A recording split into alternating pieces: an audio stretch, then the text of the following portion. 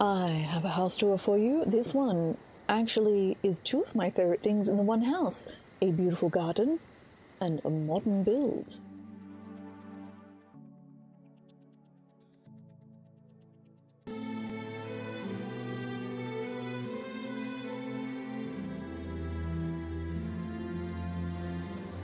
Hello, it's Icy. Yes, back with more houses.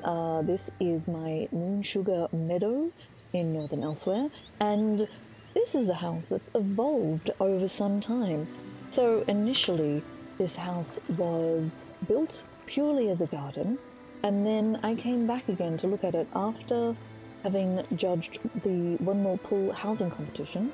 And realized that it was lacking, and I wanted to put some more things in. And some of the things I wanted to put in were modern houses, so I've expanded. So, first of all, we have these beautiful alleyway with these giant trees. Now, these trees are normally fairly dull, but it would appear if you hide some lights up in the canopy, you can take the fairly dull colored green that they are normally, tweak it cooler and brighter, and get yourself an absolutely gorgeous canopy. But all of the houses are in complementary styles, but different floor plans, and this is the first one. So if we come in and have a little look here, doors to open, a beautiful upstairs downstairs arrangement, split level, very cozy bathroom. On this side we have a study with table, fridge, washer dryer combo, must be because there's only one, rather nice kitchen, decoration, dining bench, and then down the bottom here we have a comfortable sofa, bed, and bar with view out over the water, which is rather nice. And you can see the next property over in the corner. Now, the design of all of these, because item count, the idea with all of these houses is that they are display homes, you might say. So there is very little decoration in any of them. It's just sort of gestured at, so do keep that in mind. So as we come back down here to the beautiful fountain in the middle, you can see we have two paths.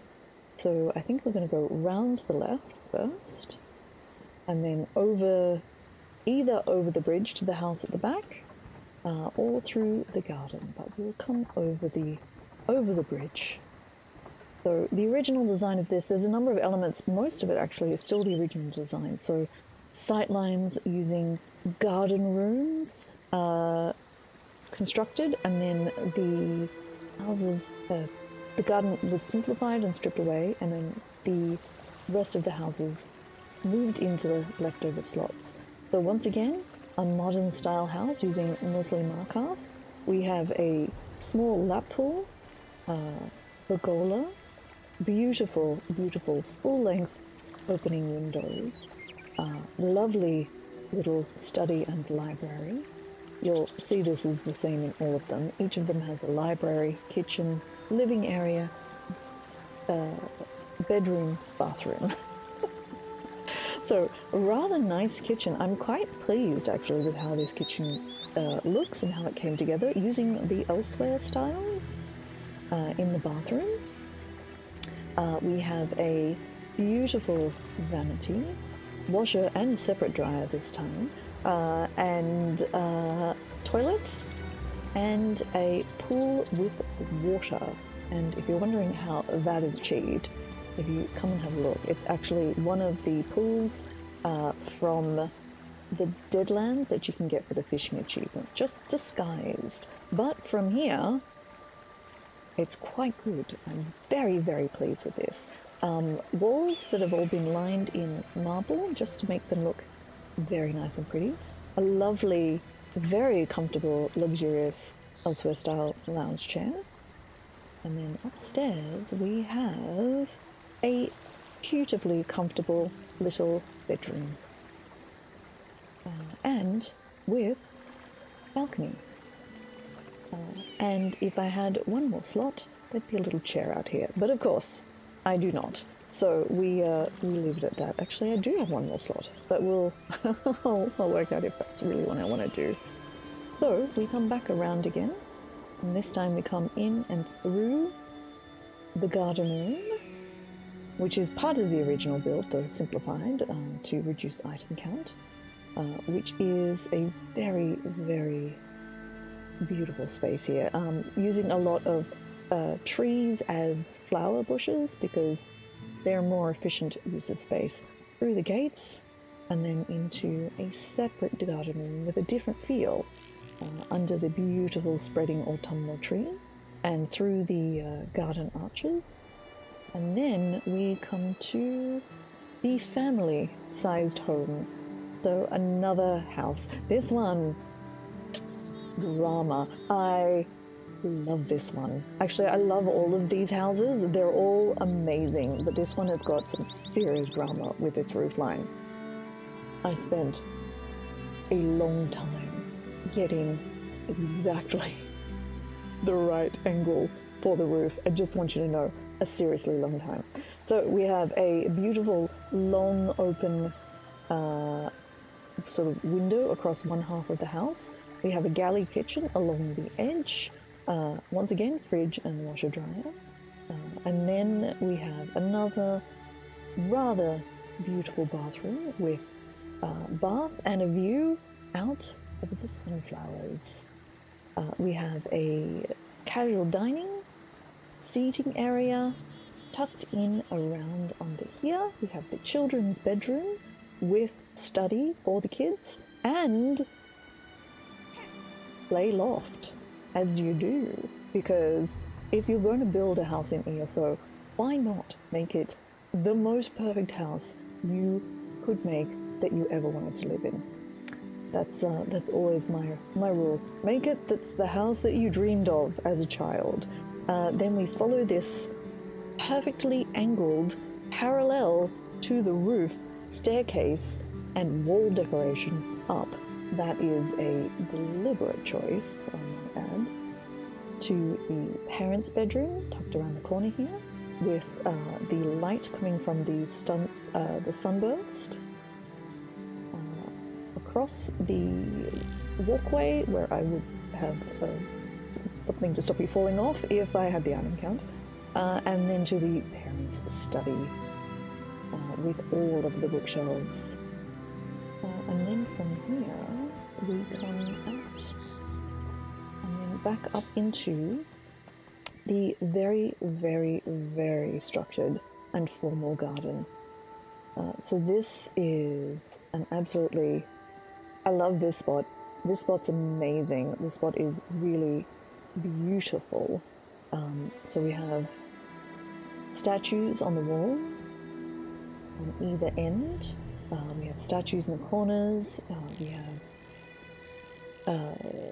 topiary sort of outlined here. I love this one. We will come back here though. There is another secret spot that I need to show you. But first we come to our final garden room of blues with fountain, and then to what is the first house I built, but the one that I had been designing in my head for the longest. This house I had envisioned well before I even thought to put it into ESO.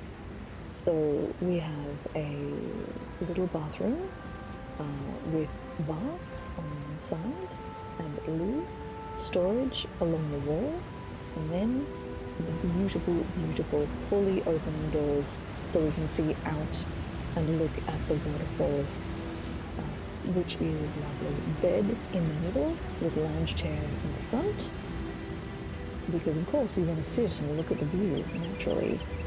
Kitchen with dining table at the end, bookshelves, suspended kitchen storage across the top, sink, and then tucked away in the other corner, washer dryer and fridge as well, along with another window that you can see out from. This house is my absolute favorite. I would live here. I'd live in any of these houses, but I think this one in particular is my absolute favorite. All right, let's go for a little walk. back into here.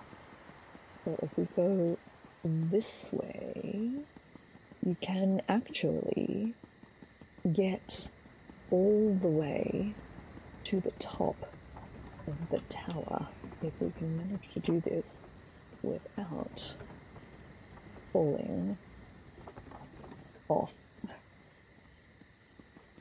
And as my character is like Ring of the Wild Hunt on here, it's a little bit risky. So from up here, we can actually get a view of all of it. So you can see the different colors of the trees, how they pop in the night, and you can see down into the gardens, as well as the different colors of the different sort of garden areas. But this house is, I think, well, they're all my favorite, but this is also very much my favorite house.